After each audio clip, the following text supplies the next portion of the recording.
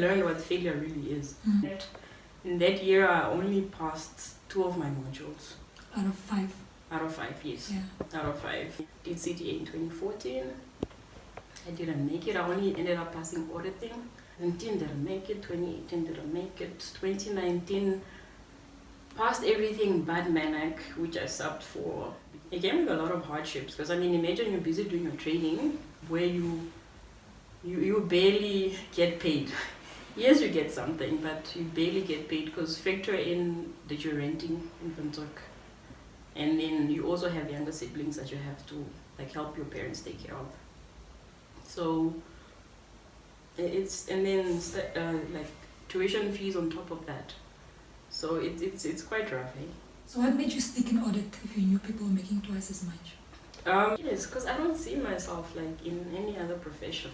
It's finally over, you know. It was a relief.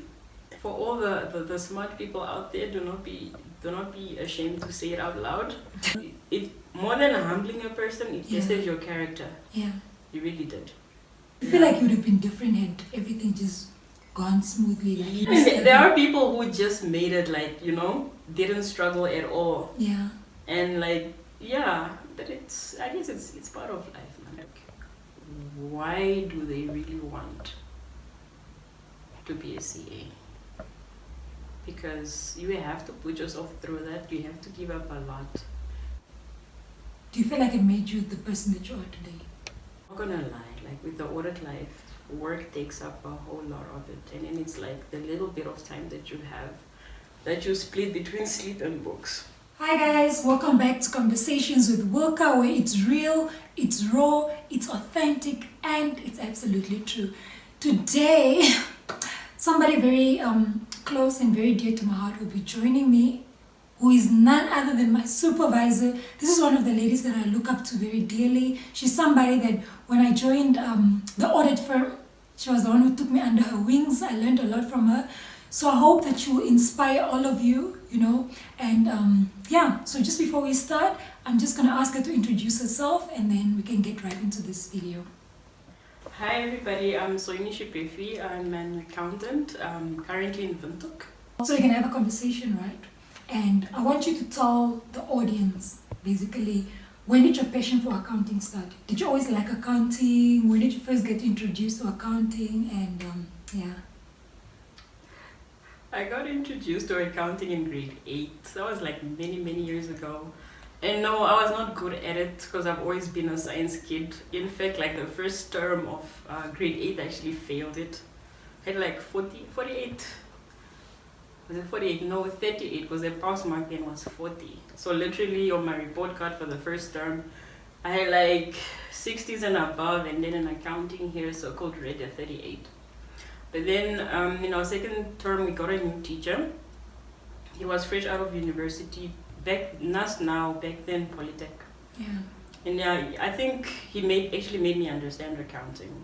So from then on, it has become an accountant road for me. You want to be a CA already then? No, because I only knew about the CA profession from grade 12. Yeah, grade 12 and then first year university. So I was always thought maybe internal auditing or so, but not CA. How did you happen to find yourself in audit? 4th year. Okay, actually leading up to finishing university. That's when we've learned about, or we were introduced to accounting firms, and then also like doing articles and stuff like that. And by then in Namibia, our only option in order to get our CA articles was through audit. Yeah. Right? Yeah, and then having to get a bursary to further studies now because we couldn't do our CTA in Namibia. Yeah. Still till now. Have you always been like a smart kid? Or you wouldn't classify yourself as a smart kid, but you were doing good in school? Like, have you ever tried failing in high school? I don't even know what that means. Trying to fail in high school. Like, I don't know what that is, but no. People who knew me back then would think I'm a smart kid. I think at some point you also think I'm a smart kid. I didn't know failure until, well, I'm talking about real failure, not failing a term or failing a test. Yeah. Like really failing a subject or failing a whole year. Yeah. I only got to know that like in university, and that was in my second year business statistics. First semester, business statistics, first semester, right? I remember I even had a dream about it, like I got a 49. Then like, hey, the what do we call it in this? What do you call it? Is it transcripts? Yeah, it came and I got a 49. It was depressing, but hey. And then you just continued. That was your first module? Yeah, that was my first failure and only failure in undergrad. Yeah. Yeah. And then postgrad?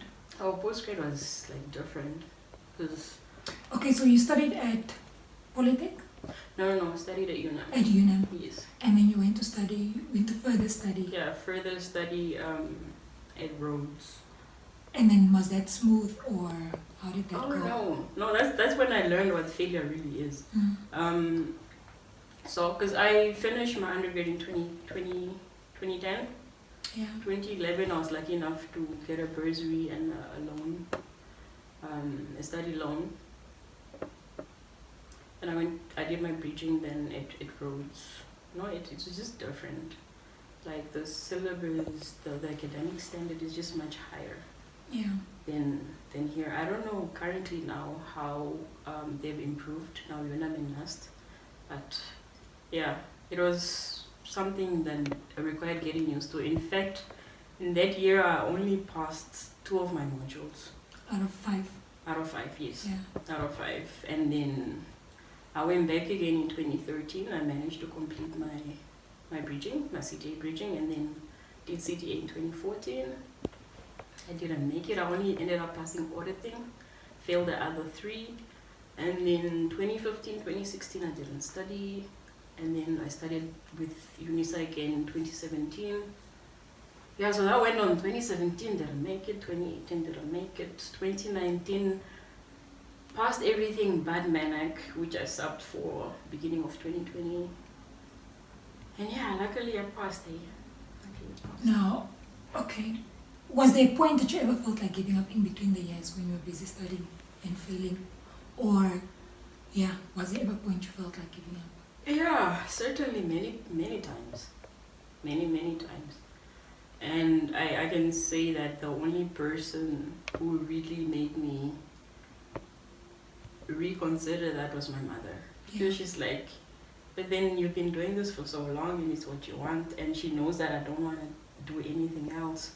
So it came with a lot of hardships, because I mean, imagine you're busy doing your training where you barely get paid. Yes, you get something, but you barely get paid, because factor in that you're renting in Windhoek, and then you also have younger siblings that you have to like help your parents take care of. So it's, and then like tuition fees on top of that. So it's quite rough, eh? It is. So you said your mom pushed you to finish? Not pushed me, but just motivated me. Yeah. Because she's like, but she was a teacher by profession. She's retired now, so she's really big on education. I think if she didn't believe in education that much, she would have told me already, just quit this, go in the industry. And I mean, in the industry by then, people just out of university were making like twice as much. So what made you stick in audit if you knew people were making twice as much? I wanted to finish. Finish what? Finish my articles. And I also had to work with my bursary. That was like 5 years. And yeah.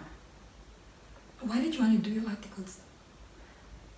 Because it's a requirement for the CA profession. You need to get your training hours in. So you either do it through audit or what's that one? Is it financial management? Yeah. What is it called? Was it steep and top? I forgot now which one is which. Mm. But yeah, and only audit was offered here in Namibia. But I think now some other banks are also offering it. Because I think audit is top. So other one is deep, right? Should be something like that. I forgot. Yeah.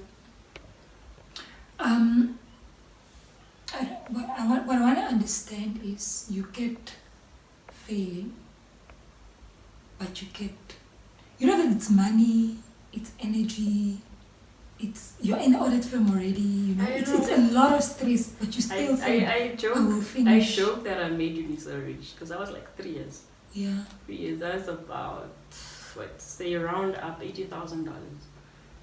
Plus bridging. Yeah. And bridging was full time. Yeah, it was full time. So meaning you're really determined to become a CA. Yes, because I don't see myself like in any other profession. I don't see myself doing anything else. Yeah. Yeah. And when you passed your CTA, how did that feel? Like, I still couldn't believe it. It was weird. I actually wanted to take the day off, but my manager was like, no, we have work to do. I can maybe give you your 2 hours off. Because, like, I couldn't do anything. It only sunk in, I think, when I received my certificate. I was, like, in May. And then we got the results in March. Imagine, that's when it sunk in, like, okay, it's done. It's finally over, you know? It was a relief. Do you feel like it was worth it for you to struggle like that and then make it? Yes, definitely, because I mean, okay, for all the smart people out there, do not be ashamed to say it out loud. But yes, I've been a smart child for the longest time. Like, say in school, whenever we had prize givings, like I always knew I'm gonna get something. Yeah. So, like, getting to fail for this long, I think it really got me to learn more about myself. Because, not to say I've got used to things being handed to me, but like I always knew if I studied or if I did this, it's not just passing, I was going to pass really well. Yeah. But then I got to a point in my life whereby I'm studying 2 or 3 times as hard. But just to get a 50%, like it's not guaranteed. So like it really, it more than humbling a person, it tested your character. Yeah. It really did.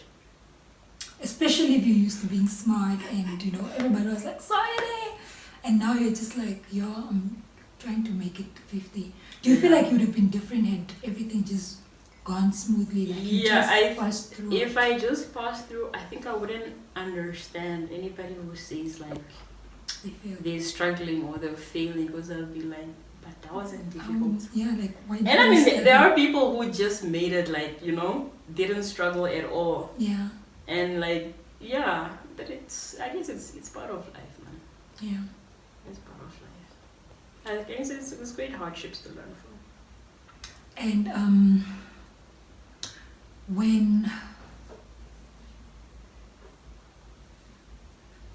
when you found out that you made it,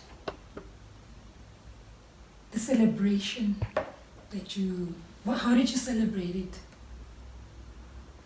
And would you have celebrated it differently had you just passed in one go?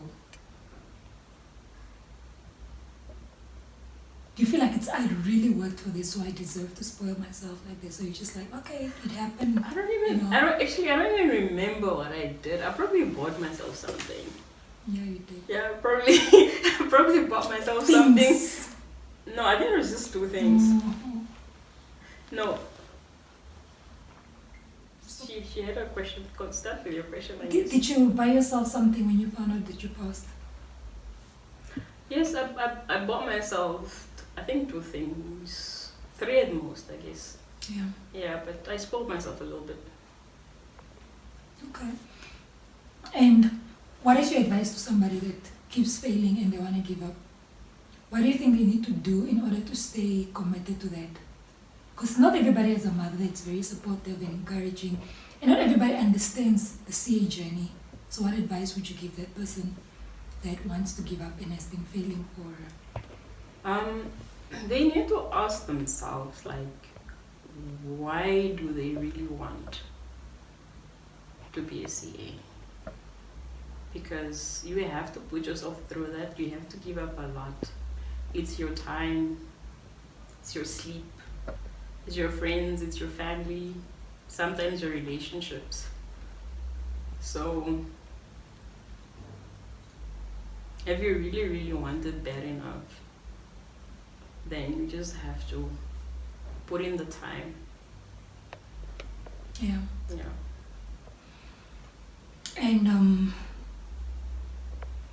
you know, have you ever compared yourself to other people? Maybe you felt like, the people finished in one go and I'm still here, or people are so privileged to go do CTA full time and I'm here. Like, did you ever feel like that? No, not at all. Because like for me, from like my third year of undergrad, that's when I've been working towards going full time already, and I got that experience of going full time. Yeah. But even there, still some of my classmates passed. I didn't make it. But I mean, I've learned earlier on that everybody's journey is different. Yeah. So it really won't help you comparing yourself to somebody else. Where did you learn that from? Where did I learn it from? Oh. I learned it earlier on, so like in 2011, because I think there was only 2 of us who didn't make it, and everybody else made it on to further to CTA, because we're first doing the bridging course. Yeah. Yeah. So I mean, it won't help you in any way to compare yourself to somebody else at all. Do you ever regret the amount of years you spent doing CTA? No. I don't. At the moment, no, I don't regret it. Yeah. No. Not one single bit of it, no. So, Because I know, like, it's not for nothing. yeah. Do you feel like it made you the person that you are today? What Like kind it of person contributed to having more knowledge on an audit, or as far as the profession goes, or like technical ability, not necessarily, but in terms of character, yes, it definitely did. And you said there's a lot of things you have to give up, your time, relationships and whatnot. Yeah. But how did you still manage to balance your school life, audit life, plus the important relationships that you need? Because I mean, you can't do it on your own. It's a journey that's very hard and you need support. So how did you manage to balance all those and still have time to do something that you love doing? Well, I gave up my hobbies. That hurt a lot. Yeah. Sports,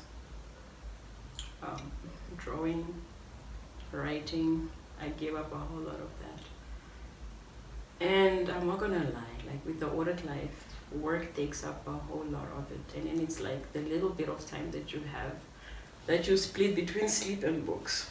Yeah.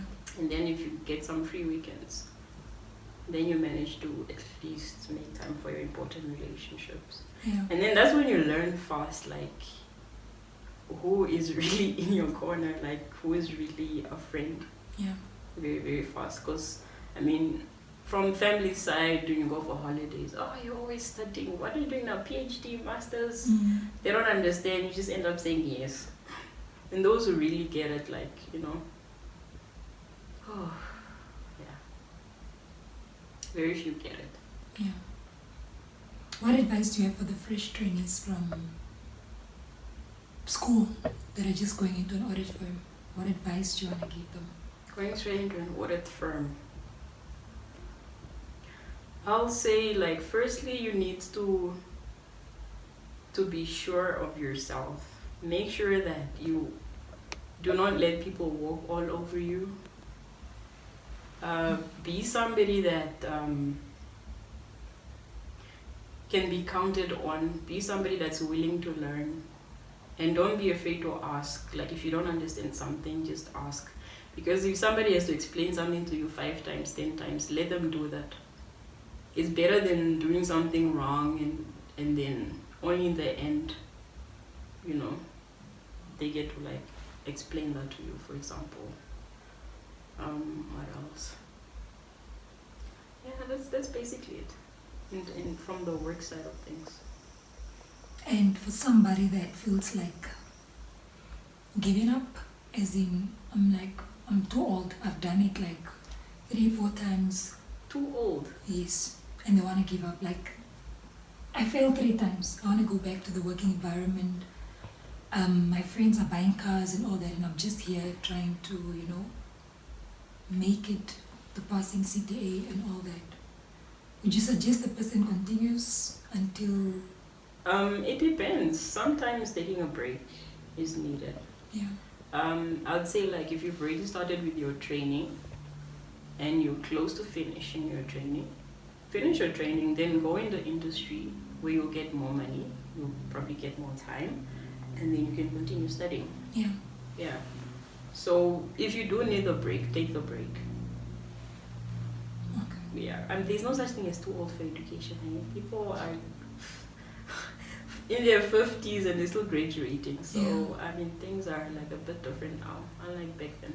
Yeah. Okay. Any other advice you want to give anybody? General life tips, accountants that just want to have a normal degree. Get How your do you degree, think? go and get your normal degree, go and get your CA, go get your CTA. And yeah, what I've learned recently is that, a person's goals are definitely bigger than their circumstances. So you shouldn't give up on your goals in life. So yeah, you guys heard it from my supervisor.